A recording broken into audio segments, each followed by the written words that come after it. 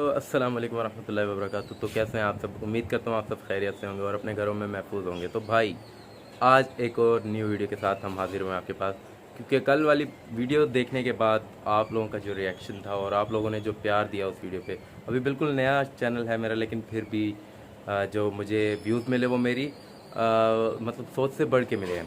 तो भाई सोचा फिर कि अपने काम को जारी रखते हैं, कंटिन्यू करते हैं। तो भाई इसलिए आज एक और न्यू वीडियो लेके आया हूँ मैं आपके पास। तो भाई जैसा कि आप लोग जानते हैं 14 अगस्त चल रही है। तो जब 14 अगस्त चल रही हो तो फिर ये कैसे हो सकता है कि बाजे ना बजे? तो भाई मतलब ये है कि 14 अगस्त अब हमारी सिर्फ बाजों पे रह गई है।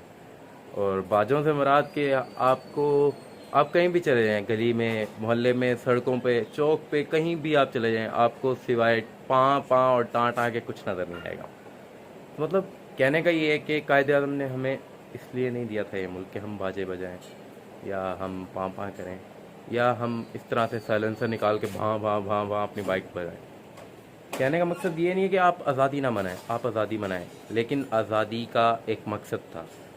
इस आज़ादी के पीछे भाई बहुत सी जानें कुर्बान हुई हैं, हमारे बड़ों ने बहुत जानें दी हैं, तब जाके हमें ये मुल्क मिला है। तो इस मुल्क को इस तरह से ज़ाया ना होने दें। तो खैर आज का टॉपिक मेरा इसी के ऊपर ही है।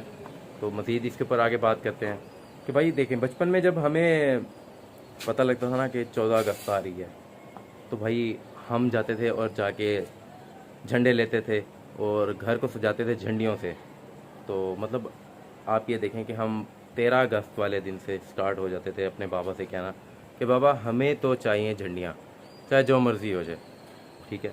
क्योंकि वतन से एक मोहब्बत बहुत ज़रूरी होती है, और जो जिसको वतन से मोहब्बत होती है वो मतलब आप कुछ भी कह लें, वो कहीं से भी, अगर आप कहीं भी हैं, मतलब आप दुनिया के किसी भी शहर में, कोने में हैं, लेकिन आपको अपने दिल से जो है ना उस वतन की जो मोहब्बत है वो ख़त्म नहीं हो सकती। तो खैर अब मैं आपको अपने बचपन की कुछ बातें बताता हूँ। बचपन में ये सीन होता था कि जो हमारे फादर थे, देखें हर एक का एक हिसाब होता है। तो इतना कोई इनकम नहीं थी उनकी, जस्ट एक आप कह लें कि एक पेंटर थे वो। तो कभी ऐसा होता था कि खर्चा ही नहीं होता था खाने पीने का, लेकिन हम बच्चे थे, ज़िद तो करनी होती है बच्चों ने। मैं भी था, हम मतलब एक हम तीन भाई हैं, तो एक तो बड़े हैं, वो तो इतना ज़्यादा तंग करते नहीं थे, तो मैं और मेरा जो छोटा भाई है वो बहुत शदीद तंग करते थे पापा को। तो ऐसा सीन हुआ कि एक दिन 14 अगस्त आ गई। अब 14 अगस्त वाले दिन हमें झंडियाँ तो चाहिए ही चाहिए होती हैं। तो हमने बाबा से कहा कि बाबा हमें झंडियाँ चाहिए, हमने घर से जाना है, तो हमें जो है ना आप झंडियाँ ला के दें। तो बाबा ने कहा कि भाई बेटा अभी मसला ये है कि फ़िलहाल हाथ थोड़ा टाइट चल रहा है, तो इस बार नहीं लगाते हम, आप नेक्स्ट टाइम हम आपको लेके देंगे और बहुत मज़ीद अच्छी चीज़ें हम आपको साथ लेके देंगे। मतलब कि बैजेस भी लेके देंगे आपको और बैंड भी लेके देंगे, ताकि आप बहुत अच्छे तरीके से 14 अगस्त को सेलिब्रेट कर सको। लेकिन खैर बच्चे थे हम, बच्चों ने कहाँ सुननी होती है ये बातें। हमने कहा नहीं जी हमें ये चीज़ें चाहिए ही चाहिए। तो खैर गए बाबा, 14 देखें 14 अगस्त वाले दिन भी बाबा हमारे गए, हमारे लिए जाके उन्होंने झंडियाँ लाई। और झंडियाँ इस तरह से लाई कि बाबा गए, बाबा ने काम किया 14 अगस्त वाले दिन। मतलब ये है कि बाप अपने बेटों की ख्वाहिश के लिए कुछ भी कर सकता है।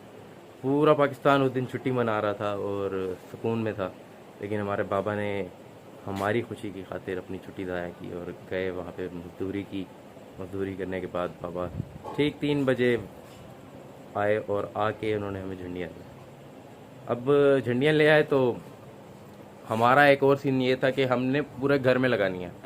अब झंडियाँ उतनी थी नहीं, तो वो झंडियाँ जो है ना, जस्ट उन्होंने कहा कि आप जो कमरे हैं, रूम हैं, उनके दरवाज़ों पे लगा दें। हमने कहा ये कैसे हो सकता है कि हम सिर्फ अपने रूम के दरवाजे पे लगाएं? तो इस जिद में हमने उनको मतलब बहुत ज़्यादा तंग करना शुरू कर दिया। लेकिन बच्चे हैं ना, बच्चे तो कुछ भी कर सकते हैं। तो उन्होंने कहा कि बेटा अभी आपके सामने है, मैं आप काम करके आया हूँ, सारा कुछ आपके लिए मैंने ये लिए हैं, अब आप इतनी ज़िद कर रहे हो, अब आप ये काम तो मेरा कर ही सकते हो। मैं कहा नहीं जी हमें तो चाहिए ही चाहिए, जो कुछ मर्ज़ी हो जाए। खैर अब हुआ ये कि अब झंडियाँ लगाने के लिए उन्होंने हमें कहा कि मेरे पास हमारे पास धागा ही नहीं था, ठीक है। मतलब आप ये देखेंगे पूरा जो घर जिस पे लगाना था धागा ही नहीं था हमारे पास। खैर वो चीज़ बाबा ने रियलाइज़ की, बाबा गए, बाबा ने जाके हमें एक गोटा लेके दिया धागे का। तो हमने अब बारी गई झंडियों को लगाने की। अब झंडियाँ कैसे लगाएं हम, मतलब वो उसको लगाने के लिए तो हमें चाहिए होती है ग्लू, चाहिए होती है या कुछ भी ऐसा जिससे वो झंडियाँ चिपक जाएं उस धागे पे। तो अब वो भी नहीं था हमारे पास, क्योंकि देखें जो वो टाइम था ना, वो एक बहुत लो क्लास टाइम चल रहा था। लोगों को तब लोगों के दिल बड़े हुआ करते थे भाई, अब लोगों के दिल बड़े नहीं हैं। ठीक है, ये बात तो आपको भी पता है और हमें भी बहुत अच्छे से पता है, क्योंकि अब अफरा तफरी का दौर चल पड़ा है। हर कोई सिर्फ अपने लिए सोचता है, अब कोई दूसरे के लिए नहीं सोचता। खैर, अब ये जब जिद चल रही थी तो हमने शोर मचाया। तो इस जिद के अंदर जो है ना, जो हमारे साथ वाले घर वाले थे, वो कोई ग्लू लेके आया। ठीक है, अच्छा, कोई ऐसा किसी ने किया कि आटा होता है ना, आटा, उसको गूंद के वो हमारे लिए लेके आए कि भाई ये जो है ना आप झंडियों पे लगाना, इससे झंडियाँ चिपक जाएंगी। तो हम बड़े खुश हुए, हमने वो पूरा घर सजाया।